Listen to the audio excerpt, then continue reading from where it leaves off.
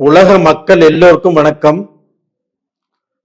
சிவம் ஜோதிடம் வாயிலாக நான் உங்கள் ஜி கோபால் பேசுகிறேன். இன்னைக்கு பேசக்கூடிய தலைப்பு என்ன அப்படின்னா, செவ்வாய் பகவான் பெயர்ச்சி ஆகிறார். அந்த செவ்வாய் பகவானுடைய பெயர்ச்சி ஆகப்பட்டது ரிஷப ராசிக்காரங்களுக்கு எப்படி இருக்கும், இதை பத்தி தான் இந்த வீடியோல தெளிவா பேச போறோம். அப்ப அந்த செவ்வாய் பகவான் ஆகப்பட்டது மே மாசம் 11ஆம் தேதி மீனத்திலிருந்து பெயர்ச்சியாகி மேசத்துக்கு வர்றாரு. வந்து ஜூன் மாசம் 20ஆம் தேதி வரைக்கும் மேசத்துல இருப்பார். கிட்டத்தட்ட ஒரு 40 நாட்கள். அப்ப இந்த செவ்வாய் பகவானுடைய பெயர்ச்சி அப்படிங்கிறது எப்படி இருக்கும் ரிஷபராசிக்காரங்களுக்கு? அப்ப அந்த ரிஷப ராசிக்காரங்களாகப்பட்டது இந்த பீரியடில் என்ன செய்யலாம், என்ன செய்யக்கூடாது, எது செஞ்சால் நல்லது அப்படிங்கிறத இப்ப நம்ம சொல்ல போறோம். அப்ப ரிஷபராசிக்காரங்களுக்கு இப்ப விரையாதிபதி 7ஆம் இடத்து அதிபதியும் விரையாதிபதியும் செவ்வாய் பகவான். அந்த செவ்வாய் பகவான் விரயஸ்தானத்தில் மேஷத்துல ஆட்சியாராங்க. அப்ப இதனால என்ன நடக்கும் அப்படின்னா, ரிஷபராசிக்காரங்கள்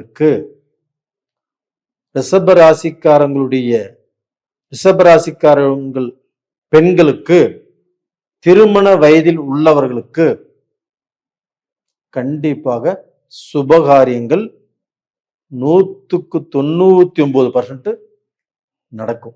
அந்த 1% இறைவன். ஏன் சொல்ற அப்படின்னா, அப்ப அந்த விரயஸ்தானத்தில் இருக்கக்கூடிய செவ்வாய் பகவான் 8ஆம் பார்வையாக ரிஷபராசிக்கு 7ஆம் இடத்தை பார்க்கிறாங்க. செவ்வாயுடைய பார்வை 7ஆம் இடத்துல. அப்போ ஒரு பெண்ணுடைய ஜாதகத்தில் தனக்கு நல்ல கணவர் அமையணும் அப்படின்னா இந்த செவ்வாய் பகவான் நல்லா இருக்கணும். அப்ப அந்த செவ்வாய் பகவான் 8ஆம் பார்வையாக ரிஷபராசிக்கு 7ஆம் இடத்தை, விருச்சகத்தை, தன்னுடைய சொந்த வீட்டையே பார்க்கிறாங்க. இதனால சுபகாரியம் பெண்களுக்கு திருப்தியாக நடக்கும். அதே சமயத்துல நல்ல கணவர் கிடைப்பாரு. இவங்க ஆசைப்பட்ட மாதிரியே அன்பானவரா, இவங்களை நல்லா பார்த்துக்கக்கூடிய கணவராக, இவங்க 2 பேரும் பார்த்தீங்கன்னா மன ஒற்றுமை அப்படிங்கிறது ரொம்ப திருப்தியாக அமையும். ரொம்ப சந்தோஷமாகவும் இருப்பாங்க. இந்த பீரியட்ல யாராருக்கெல்லாம் கல்யாணம் நடக்கிறதோ அவங்க எல்லாருமே எந்த குறையும் இல்லாமல் நிறைஞ்சு நல்லா இருப்பாங்க. அது போக இந்த பீரியட்ல பார்த்தீங்கன்னா காதல் கல்யாணமும் இந்த பீரியட்ல நடக்கும். அதுமே 2 குடும்பத்துடைய சம்மதத்தோட நடக்கும். 23 வயசு, 24 வயசு, 25 வயசு, அதற்கு மேலேயும் பெண்களுக்கு, அப்படிப்பட்ட வயசில் உள்ள பெண்களுக்கு இந்த பீரியட்ல ரிலேஷன்ஷிப்ல இருந்தாங்கன்னா அவங்களுக்கு திருமணம் செய்யக்கூடிய நேரகாலங்கள் வந்தாச்சு. சரி, இதற்கு அடுத்தபடியாக அந்த செவ்வாய் பகவான் 4ஆம் பார்வையாக கடகராசியை பார்க்கிறாங்க. கடகராசியில செவ்வாய் நீச்சம். அப்ப நீச்சமடைஞ்ச அந்த வீட்டை செவ்வாய் பகவான் ஆட்சியாக இருந்து பார்க்கிறாங்க. அப்போ நீச்ச பங்க ராஜயோகம். அப்போ அந்த கடகராசியில் இருக்கக்கூடிய குரு பகவான் அதாவது ஜூன் 2ஆம் தேதியே குரு பகவான் இங்க வந்துருவாங்க. அப்ப ஜூன் 20ஆம் தேதி வரைக்கும் இந்த செவ்வாய் பகவானுடைய பெயர்ச்சி. அப்போ அந்த செவ்வாய் பகவான் அந்த குருவை பார்க்கறதுனாலையும் குரு மங்கள யோகம். அப்ப அந்த குருமங்கள யோகம் ரிஷபராசிக்கு 3ஆம் இடத்தில் தன்னுடைய விரையாதிபதி, தன்னுடைய கலஸ்தர ஸ்தானாதிபதி செவ்வாய் பகவானோடு நடக்கிறது. அப்போ பாத்தீங்கன்னா இந்த குருமங்கள யோகத்தினால் கண்டிப்பாக உங்க வீட்டில் மங்கள காரியங்கள் நடக்கும். அது போக அந்த குருமங்கள யோகம் எத்தனாம் இடத்துல நடக்குது? 3ஆம் இடத்துல. அப்ப அந்த 3ஆம் இடம் என்பது என்ன? முயற்சி ஸ்தானம். நீங்கள் எந்த காரியங்களை முயற்சி செய்கிறீங்களோ, எந்த காரியங்களை எண்ணுகிறீர்களோ, எந்த காரியம் நம்மளுக்கு நடந்தால் நல்லா இருக்கும் அப்படின்னு நினைக்கிறீங்களோ, எந்த காரியம் உங்களுக்கு நடக்காம போச்சோ அது இந்த பீரியட்ல கண்டிப்பாக நடக்கும். ரிஷபராசிக்காரங்களே, கண்டிப்பாக உங்களுக்கு இந்த செவ்வாய் பகவானால் நல்லதுதான் நடக்கும். அதுபோக இந்த விரயஸ்தானத்தில் இந்த குரு பகவான் இந்த செவ்வாய் பகவான் ஆட்சியாக இருக்கிறதுனால, அப்ப அந்த விரயஸ்தானத்தில் அந்த கிரகமே ஆட்சியா இருக்கிறதுனால உங்களுக்கு வந்து சுப விரயங்கள் நடக்கும்.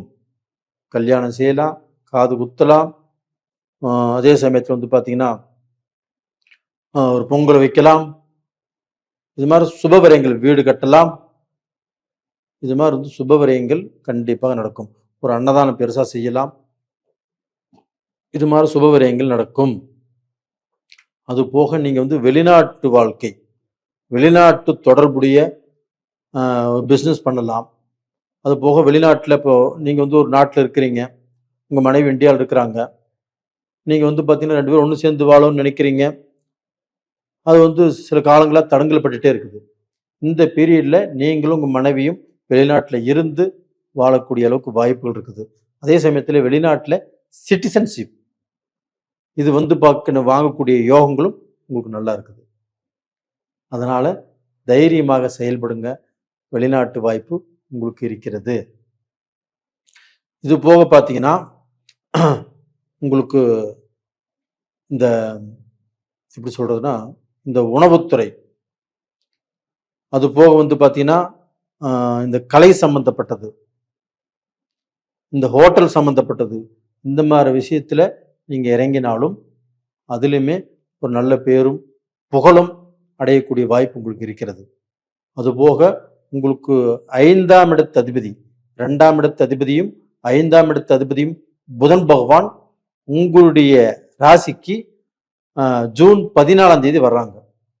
அப்போ வந்து பார்த்தீங்கன்னா அந்த புதன் பகவான் வரும்போது இன்னுமே உங்களுக்கு வந்து பார்த்தீங்கன்னா அந்த 5ஆம் இடத்து அதிபதி உங்கள் ராசியில் இருக்கும்போது உங்களுடைய அறிவு, உங்களுடைய திறமை, உங்களுடைய பேச்சாற்றல், இதற்கு எல்லாமே ஒரு தகுந்த சம்பளமும் ஒரு பேரும் புகழும் கண்டிப்பாக உங்களுக்கு கிடைக்கும்.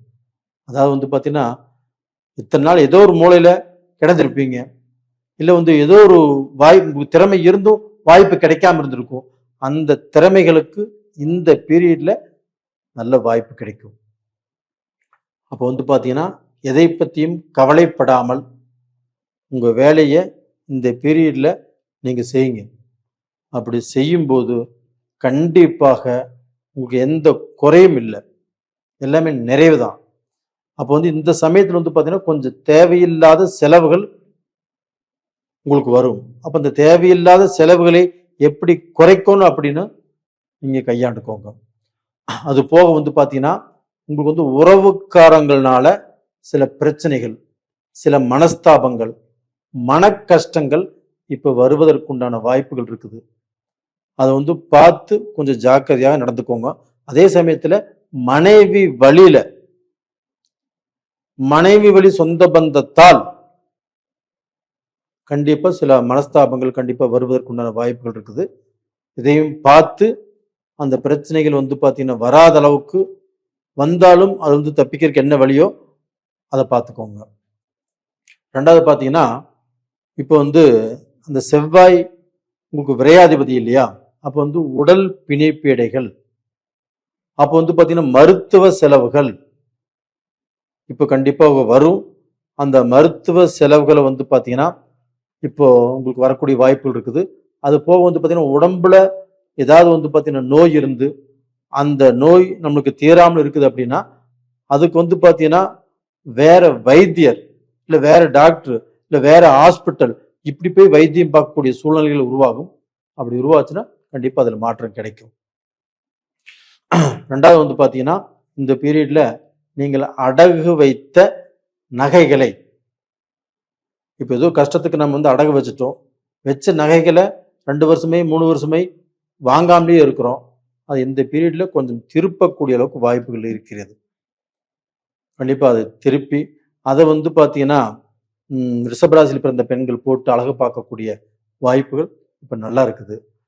அப்போ டோட்டலாக பார்த்தீங்கன்னா எந்த ரூபத்திலையுமே உங்களுக்கு இந்த செவ்வாய் பயிற்சி அப்படிங்கிறது பெரிய கஷ்டங்களை கண்டிப்பாக கொடுக்காது. அது போக உங்களுடைய வாழ்க்கையில நீங்க பார்த்தீங்கன்னா சில அனுபவங்களை தெரிஞ்சுக்குவீங்க. யாரு எப்படிப்பட்டவங்க, இவங்க நல்லவங்களா கெட்டவங்களா, இல்லை இது வரைக்கும் பார்த்தீங்கன்னா நம்ம பட்ட கஷ்டத்துக்கு இந்த அனுபவங்கள் அப்படின்னு தெரிஞ்சுக்கக்கூடிய வாய்ப்புகள் உங்களுக்கு வரும். நேயர்களே, நான் உங்களுக்கு பார்த்தீங்கன்னா செவ்வாய் பகவானுடைய பெயர்ச்சி பற்றி சொல்லிட்டு இருக்கிறேன். அப்போ இந்த பெயர்ச்சினால என்னென்ன நன்மைகள் என்னென்ன தீமைகள் தெரிஞ்சுக்கோங்க. அது போக பார்த்தீங்கன்னா இந்த பீரியட்ல அதிகமாக யாரையுமே நம்பாதீங்க. அப்படி நம்பி அவங்கள உங்களோட சேர்த்துக்கிட்டிங்கன்னா அவங்கனாலேயும் உங்களுக்கு சில பிரச்சனைகள் வருவதற்குண்டான வாய்ப்பு இருக்கிறது. ஆனால் அவங்கள யாரையும் நம்ப வேண்டாம். அது போக உங்கள் ஜென்ம ஜாதகத்திலையுமே நடக்கக்கூடிய தசா புத்திகள் உங்களுக்கு சாதகமாக இருந்துச்சுன்னா பிரச்சனை இல்லை. உங்களுக்கு பார்த்தீங்கன்னா யோகம் 2 மடங்குன்னு சொல்லலாம். அதே சமயத்தில் நடக்கக்கூடிய தசா புத்திகள் சரியில்லை அப்படின்னா உங்களுக்கு பார்த்தீங்கன்னா சில குழப்பங்களும் சில பிரச்சனைகள் வருவதற்கு வாய்ப்பு இருக்கிறது. அதனால உங்களுடைய ஜென்ம ஜாதகத்தை உங்களுக்கு பார்ப்பதற்கு விருப்பம் இருந்தால் கீழே உள்ள நம்பரை கான்டாக்ட் பண்ணுங்க. ரெண்டாவது பார்த்தீங்கன்னா இந்த பீரியட்ல நீங்கள் வணங்க வேண்டிய தெய்வம் எது அப்படின்னா திருச்செந்தூர் முருகர், அப்படி இல்லைன்னா மலை மீது இருக்கக்கூடிய முருக பகவானை சஷ்டி நாட்கள்ல செவ்வாய்க்கிழமை நாட்கள்ல வணங்கி வாங்க. அது போக உங்களுக்கு அம்பாளுடைய அருளும் என்னைக்குமே இருக்கும். இந்த அம்பாளையும் முருக பகவானையும் மனசார வணங்கி வாங்க. அம்பாளை வெள்ளிக்கிழமை நாளில் 7 வெள்ளிக்கிழமைகளில் தீபம் போட்டு வணங்கி வாங்க. கண்டிப்பாக நல்லா இருப்பீங்க. உங்களுடைய குறைபாடுகளும் கண்டிப்பாக தீரும். நேயர்களே, உங்களிடமிருந்து விடைபெறுவது உங்களின் ஜி கோபால். நன்றி, வணக்கம்.